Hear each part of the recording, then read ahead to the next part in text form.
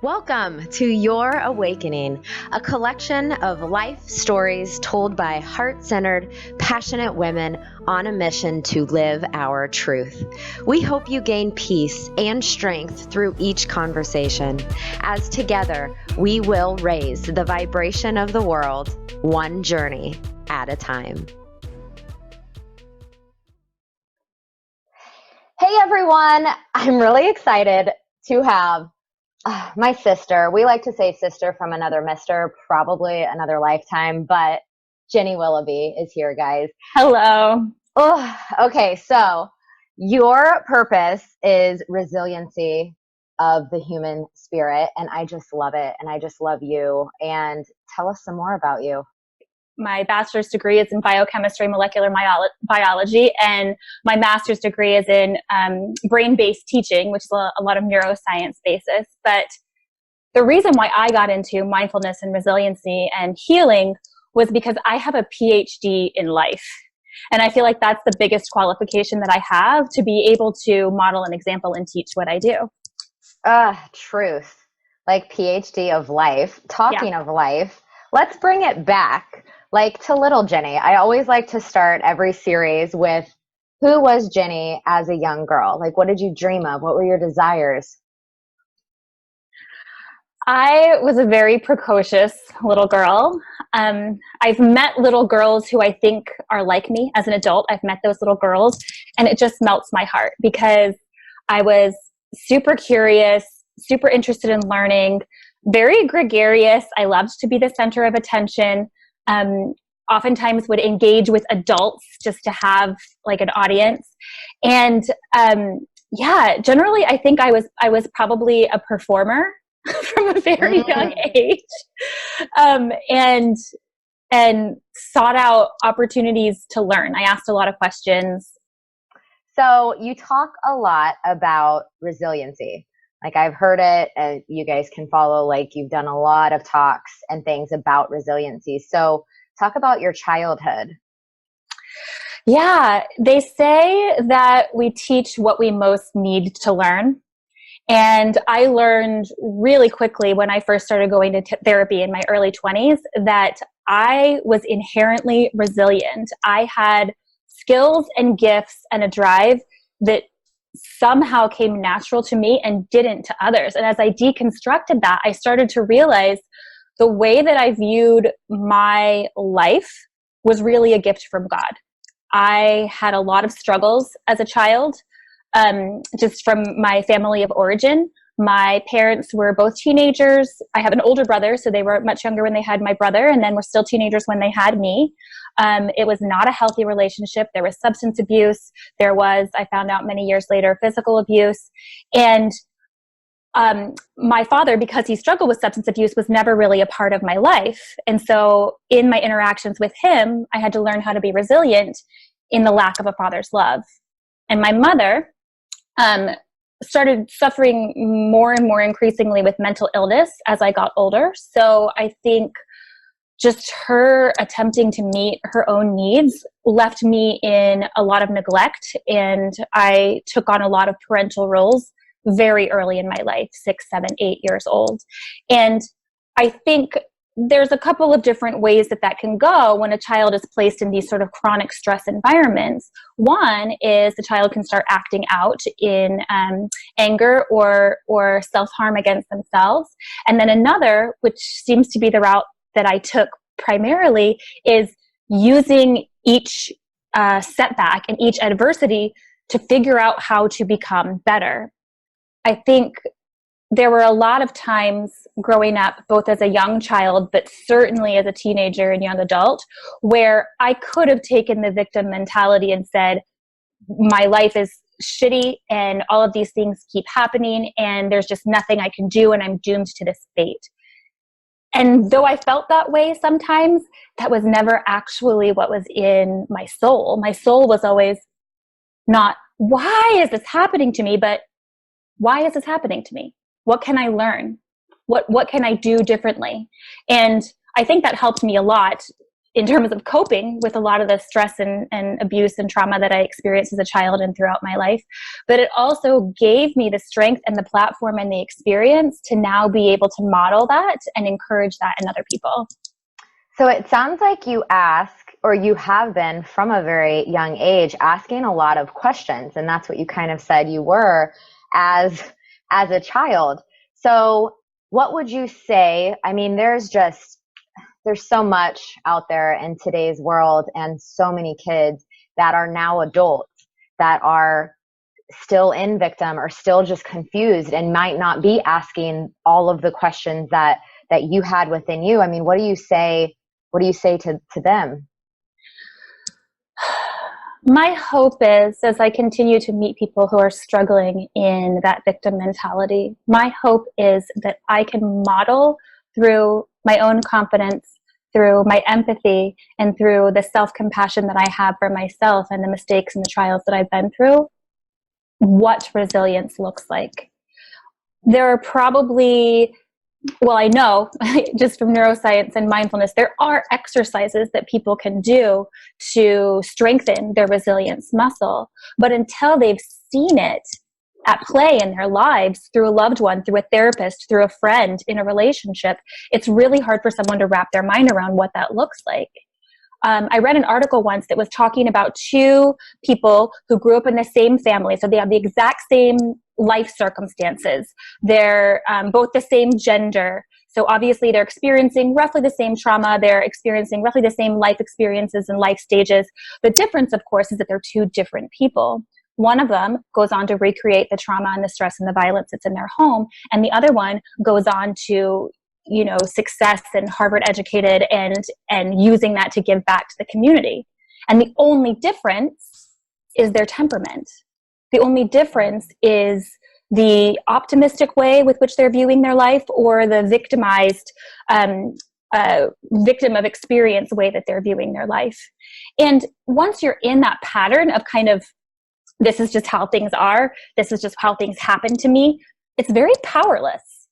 And it's hard to break that cycle if you feel like you're powerless. As I have continued to do talks about domestic violence and trauma, that's probably the thing that comes up the most for these men and women who are trying to heal is, I went through all of this and now it's a part of me, as though they are powerless to have a change in how that's impacting their lives today. And so what I would like to model for people and hopefully teach people is, you have control over how that experience is manifesting itself in your body. It's okay to feel that hurt and that pain and that shame and that powerlessness, but you have a choice for how long it's going to stay, and you have a choice for what you're going to do with it after you felt that initial rush. Yeah. So talking about you have a choice, what was your, I like to say, because I am originally from Kansas, a 2x4, like the piece of wood or the frying pan on your head, that it was like, Jennie, okay, wake up. It's time to either get help or seek a tribe or whatever it may have been for you. Did you have a moment that is just crystal clear etched, without a doubt? No more. I have several of them, but the two that come to mind as really pivotal, you can mark your life before and after moments for me, are a moment in my early 20s when my mother had overdosed on some pills unintentionally, was suffering with depression, and was reaching out to me from across state lines, basically suicidal.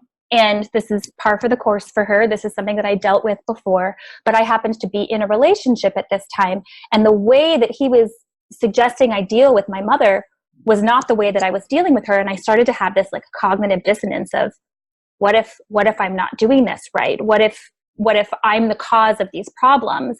And then I started to have, immediately subsequent to that, I started to have difficulties with that particular relationship. And the aha moment was, I'm the thing that's in common between this relationship with my mother and this relationship with this man. I'm the thing that's in common. And then I started to think back to every romantic relationship that I'd ever had, to every deep friendship that I'd ever had, to family relationships that I've had, or more realistically didn't have. And I started to realize that I was the one thing that was in common in all of those relationships. And I would say within a matter of weeks, I sought out a therapist and went and said, I need to figure out why I'm screwing up my life because I don't want to do it anymore. The second aha moment came as a result of being in an abusive marriage for several years. I believe we were trying to get pregnant, and I didn't yet know if I was. And my ex-husband and I had been in a particularly volatile fight. I don't think it was physical, but the psychological and the emotional and the verbal abuse was such that I was devastated, sobbing, crying on the floor as he storms out. And I remember thinking, I couldn't take it anymore, that the only way out would be to kill myself. And I didn't want to risk having a child or having them try to save me to save the child. So I was making all these plans on how I would make sure that if I was pregnant, that there was no way that they would try to keep me alive and anything would survive. And I was making these plans and like sobbing a heap on the floor. And in my mind came this thought, like, I don't want to live. I can't do this anymore. And there's no God. And the thought bubbled up in my mind. But before my mind could even complete the word God, my body and my soul and my heart rejected it, because I have a very strong faith. And I do have a relationship with a higher power, with a heavenly Father for me. And the idea that I had sunk so low, that I had submitted so deeply to this darkness and this external relationship, that I would actually believe I didn't have a relationship with my Lord, was definitely a 2x4 moment. That thought came up and I went, no, like that's not true. I know there's a God. And because I know there's a God, I know that I can learn from this. And I know that whatever I'm getting from this is going to be in service to him. And you talked a bit earlier about powerlessness. And so, I mean, that's just a utter point of no power. Yeah, I'd completely given up. I had completely succumbed to the circumstances that I was in and a complete lack of hope that anything could be any different, as though I did not have a choice. And speaking of domestic violence and the research that I've done since my divorce, I know that every woman, every man, every person who's in an abusive relationship does have options and does have choices. But the thing that's so insidious and crippling about domestic violence is it tricks you into thinking you don't have a choice. You're operating from a state of survival, and you're operating from a state of protection and not enoughness, so that you don't even see beyond 1 foot in front of your face. So there could be 20 other options and choices out there that you just can't see while you're still stuck in that survival mode. And I think that suicidal moment for me was God's way of reaching in and saying, no. See, you do have a choice. Yeah, I know that you and I have talked a bit too about how like trauma doesn't discriminate. Abuse of any type is trauma. Trauma is not just discriminated against to this situation or labels or whatever. And I mean, what were your steps to go from that point? Like, how did you pick yourself up off the floor and move forward, like one step in front of the other? Because that's all it is. It is like when you're in that space, it's one day at a time, 1 minute, 1 second at a time. I think the healing force for trauma for me was allowing it to be what it was. For years, I had been fighting the situation that I was in. I had been fighting the pain and the isolation that I was feeling. I had been fighting people who had been trying to help me and trying to give me information. And so when I sat there in that heap and in the days and weeks and months that followed, I finally allowed myself to feel and see and fully assess the situation that I was in. And when someone is in chronic trauma or abuse, that's often the hardest thing to do because it's incapacitating to really recognize and take the full extent of what you've been through.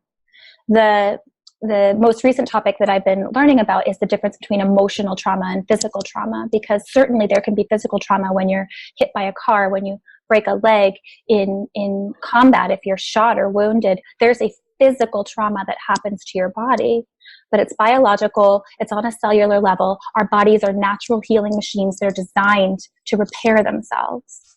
What ends up happening as a result of that type of trauma is our psyche, our emotions, our soul or our spirit, as you were, doesn't heal in the same way. There's not white blood cells and all sorts of things coming in to like renew and rejuvenate your soul. So really what needs to be healed is the emotional trauma. It's the physiological response that you have to a physical trauma. And if somebody, like in my case, is coming from an experience where they were not particularly emotionally supported prior to an event, and then did not have a support network or any type of emotional release after the event, it's more likely that the emotional trauma is going to be stored.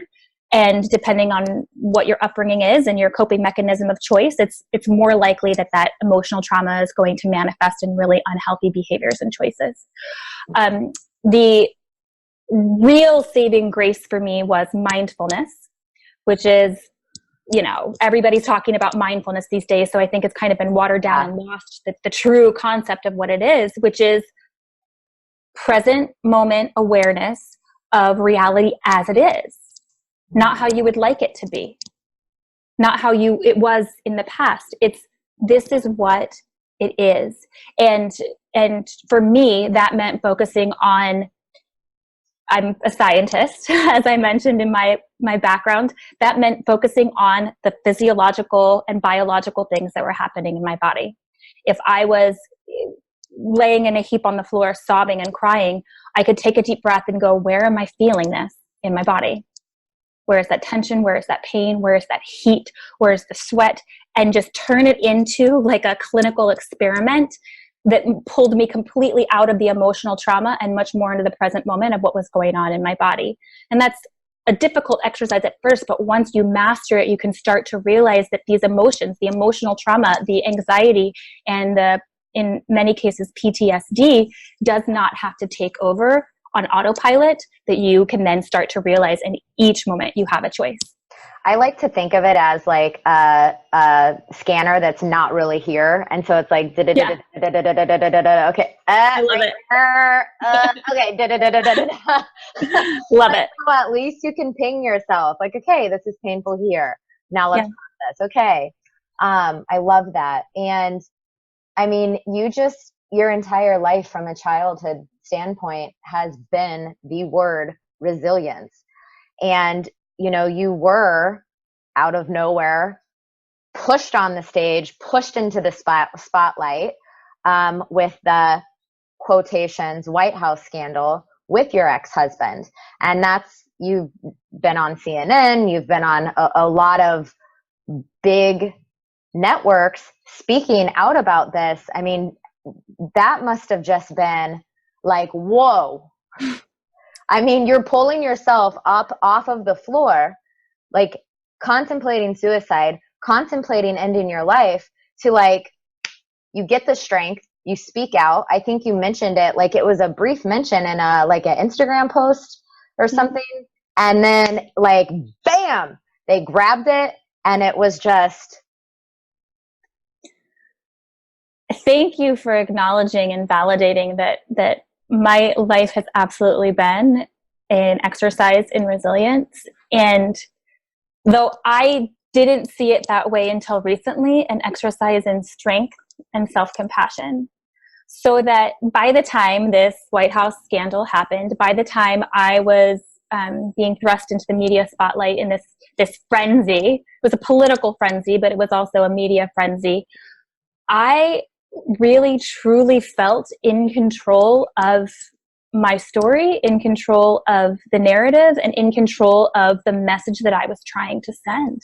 I have tried very hard, particularly in the years since my divorce, to live a life of righteousness, a life of honesty, a life of good works and good causes. I was very conscious of everything that I was putting out on social media and on my blog and on my website to make sure that what I was saying was factual and was helpful, was healing.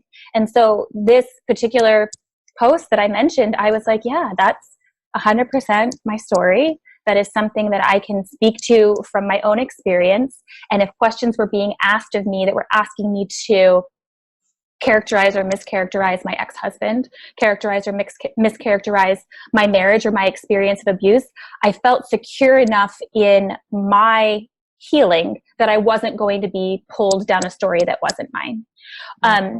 The feedback that I got most often, thankfully, was that people felt that authenticity and they felt that compassion, the compassion that I had certainly for myself that I ended up in that situation, but the compassion that I had for this man who had been abusive to me in our entire relationship. And that is what makes the story human. And that, to pull it back to resilience, is actually the root of all resilience. The root of all resilience is a relationship and a connectedness that we have with each other, with the world, with our families, recognizing that whatever happens to me is happening to the world. Whatever energy I'm choosing. Connected. We're all connected. We're all connected. And we're all having, though in different ways and in different cultures and on different levels, the same experiences. Yeah. My experience of trauma and abuse in an interpersonal relationship has specific details and situations that happen to it, but it means that now with compassion, I can understand somebody who's been sexually assaulted or a child who's been taken advantage of or abused. I can now use that compassion and that understanding and that empathy to connect myself authentically to others. Well, and I also want to bring the point, because we also talk a lot about doing the work and doing the self-work. And it sounds, even from a young age of not even knowing what it was and asking yourself all these questions, you were already in the work of self-work, which is, and then you recognized with your frying pan on the head, I need therapy. You went and got therapy. And this has been because I know you and you're my dear sister, like it's a everyday growing. And like we'll say it often, once you wake up, you're not gonna go back to sleep. Like you don't want that. And so I think there's a big piece to be said with that. And you speak about that too. And the most recent piece that came out or article around, we all need to do the work. It's interesting to me, the response that a lot of people have had, maybe not a lot of people, some people, the vocal minority have had, that for me to be speaking so confidently and so compassionately is inauthentic or is unrelatable. And as soon as someone has that reaction, that's how I know that this is pinging on something very personal and close to them. Somebody who doesn't have it close and personal to them are not going to respond in the same way. Somebody who is doing the work and desperately trying to understand what the lessons are for themselves and for their abuser, for their partner, are not going to respond in that way. And so I want to make sure that I make it clear, I hope that I make it clear in my interviews and in my articles, that I'm not healed.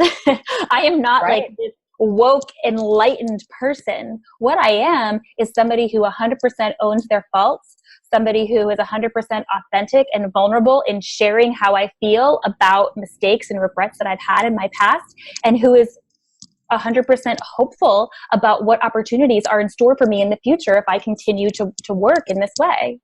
Yeah. And what's coming up is, what would you say to someone that is currently or has just experienced being able to release themselves from domestic violence? How do you separate that?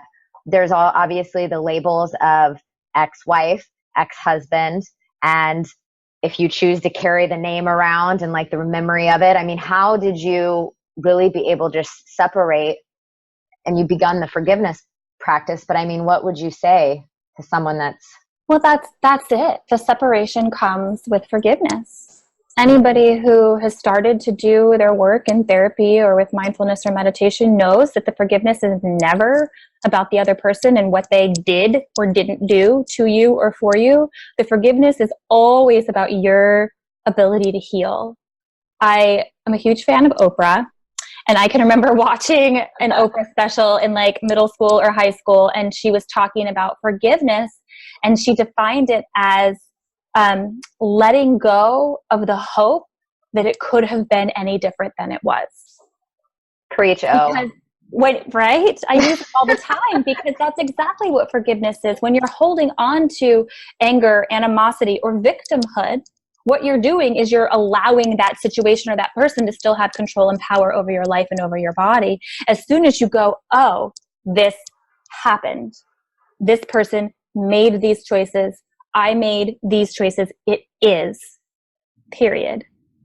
Then you can start to begin the process of forgiveness, and that's the process of healing. Forgiving or letting go of the hope that it could have been any different than it was. Well, because everything's a lesson, and some of the lessons are just shitty. Like, it doesn't feel good. It's going to feel like your heart is breaking, or you're like, it's just sometimes it's not going to feel good. And this is why I'm not a huge fan of the phrase, everything happens for a reason. Because if everything happens for a reason and you're devastated or destitute or completely in a heap on the floor, you're like, well, what the hell was that reason? What reason is there? So I don't like saying that everything happens for a reason, but what I do like to live my life by is, in everything that happens, I will find the lesson. Ooh. Yes, that's a good quote. Because there are things that happen that are shitty. Yeah. And if I get stuck in the fact that this shitty thing has happened to me, what good does that do me? If I get stuck in my anger at the work that my ex-husband is not doing in order to overcome his demons, if I get stuck in the anger at myself for staying in that relationship long enough, who is that helping? It's not helping me, and it's not helping him. For me to be angry and to bash him and to tell dirty secrets of our marriage, particularly despite him, does nothing for my healing, and it does nothing for his healing. I see no point. It almost just, it keeps the attachment. It keeps something there. So it's like you literally can vision cutting the cord and cutting just cord cutting. It's finding the lesson. Okay, I'm in this situation. This really shitty thing happened to me. What am I going to do with it? Yeah. Yeah. So through all of this and just leading up to this moment in time that you're in right now, what was your support system like? What was your tribe like? And I'm sure it shifted drastically, like, it has to expand and grow. But this is just another piece where it really can be, if your support system is all of your previous marriage, like that's all that you know. I mean, it truly is picking yourself up and moving forward. I'm struggling to answer this question because my initial reaction and my initial response was, I've never had a support network. That for the majority of my life, up to and including my marriage, I was pretty much on my own, figuring things out, enduring, coping or not coping, and I was doing it on my own. And I think that was thrust on me as a child and became a protective coping mechanism, that I became the mother and I just took care of everything myself. And I can look back now and see how it didn't have to be that way, that there were probably a lot of people who wanted to support and reach out and help, but I was not in a place yet to accept and receive the love and the support that they were offering. Just from growing up in middle school and high school, I can think of two very good friends. I'll name them. My friend Robin, growing up in middle school and high school, who was going through similar experiences with me. And though I could be there for her, was really not able to allow her to be there for me in whatever ways that she offered. And I had a very dear friend who I love and miss dearly, Katie, in college, who also offered that to me. And because of whatever conditioning I had, I would not allow her or anyone else to be the loving, caring support network that I actually so desperately needed. And by the time I got into this media scandal and this media frenzy, I had consciously and willfully started to extract myself from my support network, quote unquote support network, that I had in Washington, D.C.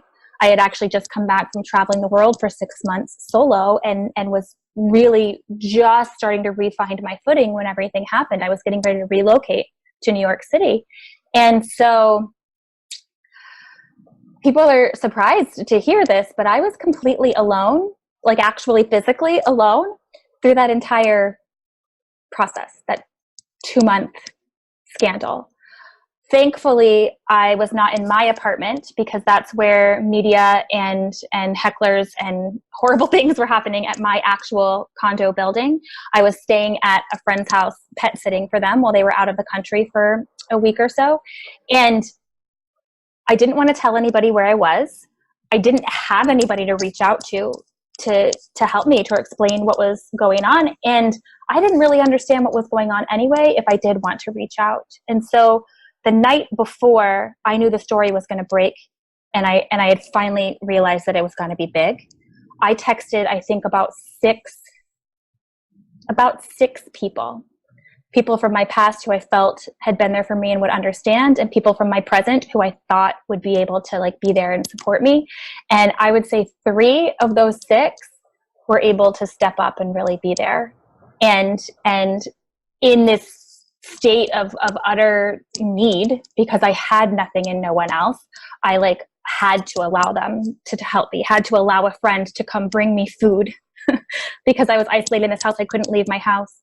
And bring me clothing because I was about to go on national television and I was only in the sweats that I had packed for the couple of nights that I was there, and just allow that support network to build. And as you know, because you've entered my life in the year since, and then from that complete deconstruction, that complete breakdown, and realizing how alone I truly was, it became a much more conscious and active effort for me to find people that I knew that I could rely on and that I knew that I would be able to have as a support network. That was a really long answer. Did I answer your question? That's a lot of, well, it just sounds like a lot of growth to me. Like it's just further growing, because it sounds like that was just a piece of the puzzle that you had to allow, because you've taken care of yourself for so long due to your childhood. Well, here's the lesson. So I could have done that alone, but there's a lesson in it. The lesson is let people come help you. And the lesson was, and find and rely on and trust the people who can help you, because I reached out to at least 6 people and only 3 responded or responded lovingly and compassionately. So it was a lesson of, I need people in my life, amendment. I need the right people in my life, and I need to be able to accept what they're offering. Yeah. Because relationships are like two-way, but the mirror reflection of stuff. Like it's the whole, that could be a part 2. That could be a whole other segment. I got stories for you. It's true. Yeah. Well, so we're going to wrap up, and I always like to ask like one final question. So we've talked a lot about resiliency and moving forward with your work and your purpose into this world and what you're bringing forward. What is your viewpoint, your scope on resiliency in the world, future world? It brings me great joy that mindfulness and healing from emotional trauma and meditation are becoming as popular and mainstream as they are, because I see those 100% as the pathway to resiliency. I see programs in schools for elementary school age children about how to deal with their feelings, about how to deal with anger. I see much more vocal and public conversations about what chronic abuse and trauma is like for children growing up, like my situation, or for people who are in war zones, or for people who are living in domestic abuse situations. That public conversation, raising the awareness of how damaging this victimhood, this victimization can be, so that we can start having the conversations about what healing looks like. We don't know we need healing until we acknowledge that it's a problem. And people know that emotional trauma and abuse are problems when they've experienced it themselves. But until we recognize it in this overarching umbrella, it's not going to be a big, massive world change. And so I see it as my divine calling, as it were, to, like I said, model through my own healing, through the work that I'm doing, through the self-compassion that I have for myself, and then the empathy and the compassion that I have for others, to allow people to see what resilience can look like, and to find themselves, come back home to themselves, and find the strength that they have within themselves. That's such a good, like, I was visioning it and I'm like, yes, tell me more. Thank you so much for your time today. If there's anyone out there listening that has workshops that they need done, or would be interested in working with you, what are some of the best ways to get a hold of you? Yeah, thanks. So I do keynote addresses and talks on mindfulness, resiliency, healing from chronic trauma and abuse, and learned optimism. I can be reached at my website, which is The Pull of Grace, thepullofgrace.com. I'm on Instagram all the time, Jennie.Willoughby. And I also have a lot of information on Facebook. I share a lot of articles specifically about domestic abuse awareness and healing from chronic trauma. Yeah, and you guys can find all of those in the notes, so no worries on rushing to jot them down. Thank you so much again, and I just love you, and I'm so excited for others to get to feel your purpose. Thank you for doing this. Thank you for creating a path and creating a space where people can truly, truly awaken and start on this miraculous journey of healing. Bye, guys. Thank you so much. Until next time. Bye. Thank you.